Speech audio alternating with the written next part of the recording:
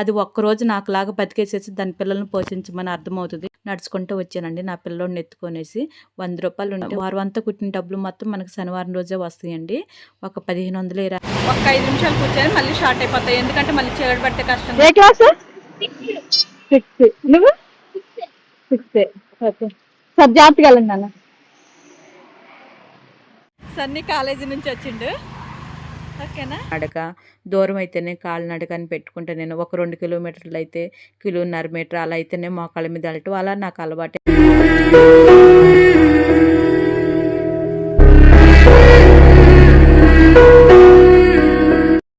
Hi అండి, నేను ఎక్కడికి వెళ్తున్నా ఏంటనేది అయితే డీటెయిల్స్ మొత్తం నేను లాస్ట్లో చెప్తానండి. మీరు కంపల్సరీగా మీరు వీడియో మొత్తం చూడండి.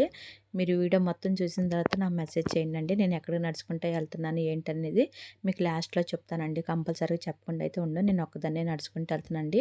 ఎందుకంటే మళ్ళీ సన్నీ కాలేజీకి వెళ్ళాను కదా, మధ్యలో వచ్చిన తర్వాత వాడు జాయిన్ అవ్వచ్చు. నాకు తెలిసి ఆల్మోస్ట్ నేను దగ్గరలోకి వెళ్ళి ఉంటాను. నేను అప్పుడు వాడు వచ్చాక, ఎందుకంటే ఇప్పుడు టైం వచ్చేసి 3 అయింది కదండి. 3 గంటలకు నేను స్టార్ట్ అయ్యానండి, నడవటం స్టార్ట్ అయ్యా. అది లాస్ట్లో చెప్తానండి.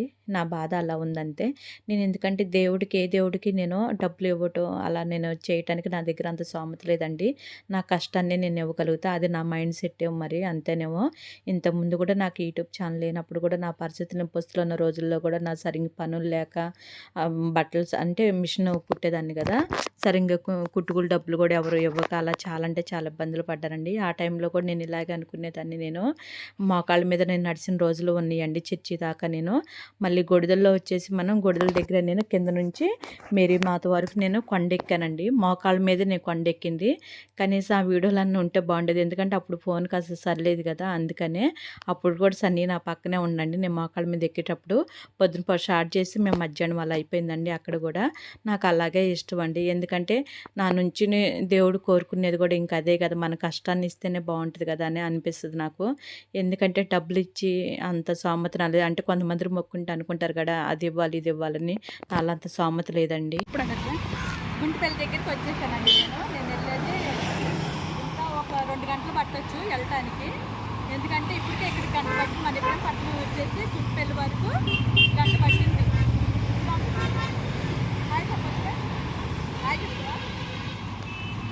చూపించండి, ఓకేనా. నిన్ను కూడా చూపించిన చూపిస్తాను. ఇంక ఈ పడ్డాడేనండి వీడియో తీసింది. ఏ క్లాస్? 6. నువ్వు 6. ఓకే సార్, జాగ్రత్తగా వెళ్ళండి నాన్న. కానీ ఒక్కటి చెప్తానండి, ఎవరి స్వార్థం వాళ్ళదేనండి. ఎవరిని నమ్మటానికి లేదు. మనం బతికేటప్పుడు కూడా ఎవరికి దడవలసిన పని కూడా లేదు అని అనిపిస్తుందండి. ఈ జీవితం అంటే ఇంతేనే అనిపిస్తుంది. నాలాంటి పరిస్థితి ఎవరికి రాకూడదండి. నిజంగా చెప్తున్నా కదా, ఏదన్నా సరే అసలు పట్టించుకోమాకండి. మన పిల్లల కోసం మనం బతికేలాగా ఉండాలి కదా. ఎవరు ఎన్ని తిట్టినా సరే, సూటిపోటు మాటలతో చంపేసినా సరే మీరేం పట్టించుకోవద్దండి. నేను ఎలా బతుకుతాను, మీరు కూడా అలాగే బతుకుతారని ఒక ఆలోచనతో నేను ఈ వీడియో ఇక్కడే కూర్చున్నాను. సేపు రెస్ట్ తీసుకోవచ్చు అనేసి కూర్చున్నా. ఒక 5 నిమిషాలు కూర్చొని మళ్ళీ స్టార్ట్ అయిపోతాయి. ఎందుకంటే మళ్ళీ చీకటి పట్టే కష్టం కదా. సన్నీ వస్తానండు. సన్నీ కాలేజీ నుంచి వచ్చేటప్పుడు నా దగ్గరికి వస్తాను. లొకేషన్ కూడా పంపించేది సన్నీకి వచ్చేసి, అందుకనే. సన్నీ చిన్నప్పుడు నేను ఎన్ని బాధలు పడ్డానండి. రెంట్ కట్టుకునేలాగా ఇబ్బంది అయిపోయి నేను పీస్ వరకు వెళ్ళేదాన్ని. ఇంట్లో కుట్టినా సరే నా బట్టలు సరిగ్గా డబ్బులు వచ్చేవి కాదు. అప్పుడు బ్లౌజ్ వచ్చేసి 25 రూపాయలే కదండి, అందుకని అప్పుడు తక్కువగా వచ్చేవి. రెంట్కి సరిపోయేవి కాదు. తినడానికి ఇబ్బంది, పొస్తులు ఉన్న రోజులు ఉన్నాయి. ఆ టైంలో కూడా మమ్మల్ని ఎవరు ఏం పట్టించుకోవాల్సిన అవసరం లేదు. కనీసం మాట సాయంగానే మాట్లాడేవాళ్ళు కాదండి. అలాంటి పరిస్థితుల్లో నేను బతికినప్పుడు ఇప్పుడు మా గురించి మాట్లాడే హక్కు రైట్ కానీ ఎవరికీ లేదు కదండి. అది ఆ పరిస్థితిని కనీసం నా పిల్లోడు బాగున్నప్పుడైతే జ్వరంతో ఉండి బాధపడుతుంటే నేను జూపూడి నుంచి నేను ఇది అడ్డ రోడ్డు వరకు నేను నడుచుకుంటూ వచ్చానండి. నా పిల్లోడిని ఎత్తుకొనేసి ₹100 ఉంటే ₹100 పెట్టి నేను హాస్పిటల్ ఇంజెక్షన్ చేయించుకొని తీసుకొని వచ్చిన రోజులున్నాయి. తినడానికి లేని పరిస్థితులు ఉన్నాయి. మళ్ళీ నేను తెల్లారి పనికి వెళ్తానండి. ఒక రోజున ఇంటి దగ్గర ఉన్నా సరే నాకు ఇంట్లోకి వెళ్ళదండి. శనివారం వచ్చేసాక సంతోషపడేదాన్ని. ఎందుకంటే వారం అంతా కుట్టిన డబ్బులు మొత్తం మనకు శనివారం రోజే వస్తాయండి. ఒక 1500 రాని, ఒక 1800 రాని అలా వచ్చాయండి. అలా వచ్చాయి. నేను 4-5 షాపుల్లో చేశానండి. అలాగా పీస్ వర్క్ చేశాను నేను. కూరగాయల కొట్లో చేశాను నేను. చాపీస్ కాడ చేశాను నేను. మళ్ళీ సంచులు, మన బట్టల సంచులు ఉన్నాయి కదండి, అవి కూడా కుట్టాను నేను. వాళ్ళు కట్ చేసి ఇచ్చేవాళ్ళు, అవి అయితే మనకి ఇంటికి పంపించేవాళ్ళు. అలాగా కొన్ని రోజులు వచ్చేసి నేను దోసపిండి పట్టేదాన్ని, మళ్ళీ దోశలు వేసేదాన్ని. అలాగ ఒక 5-6 నెలలు అలా అన్ని పనులు చేశానండి. అలా చేసి నా పిల్లోడిని నేను బతికించుకుంటే ఒకటి వచ్చేసేసి నా క్యారెక్టర్ గురించి మాట్లాడితే నాకు మండదండి. అదంతా దాని బతికంతండి. అది ఒక్కరోజు నాకులాగా బతికేసేసి దాని పిల్లల్ని పోషించమని అర్థమవుతుంది. ఆడదానికి ఆడితే శత్రువు అంట. అదంటే నాకు అసహ్యం వేస్తుంది. అంటే అది అది ఏనాడు కష్టపడింది లేదు, ఇంట్లో కూర్చొనే మెయింటైన్ చేసి బతికే రకం అది. వచ్చేసిండు సన్నీ కాలేజీ నుంచి వచ్చిండు. ఓకేనా, సన్నీ వచ్చిన తర్వాత నేను వీడియో తీస్తాలమ్మని చెప్పేసి ఫోన్ తీసుకున్నాండి. నేను ఇప్పుడు చెప్తున్నాను, నేను ఎందుకు వెళ్ళాను ఏంటని మీరు అనుకుంటున్నారు కదా. అందుకని నేను దర్గా దగ్గరికి వెళ్తున్నానండి నేను.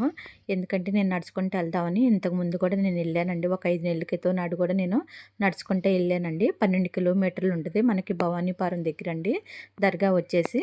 నేను ఎందుకు వెళ్ళాలి అలా నడుచుకుంటాను మీరు అనుకోవచ్చు. కడెలని ఇంతకుముందు మన వీడియోలో కూడా మీరు చూసారండి. మన దగ్గర ఒక 2 నెలల్లో ఉంది కదా మన దగ్గర. ఆ టైంలో వచ్చేసి ఆమె డోర్ తీసిన చక్కలు బయటికి వెళ్ళిపోయిందండి. బాగా టెన్షన్ వచ్చేసింది నాకు. అప్పుడు మొత్తం నేను ఎతికేటప్పుడు నాకు అప్పుడు భయం వేసింది. ఎందుకంటే అవతల మన దగ్గర వదిలేసిన వాళ్ళు మనల్ని ఏమన్నా అంటారేమన్నా ఒక భయం వేసింది నాకు. ఎందుకంటే మాట అన్న తర్వాత మనం తీసుకోలేం కదండి. మాట అన్న తర్వాత సారీ అని చెప్పినా కూడా ఉపయోగాలు ఉండవు కదా.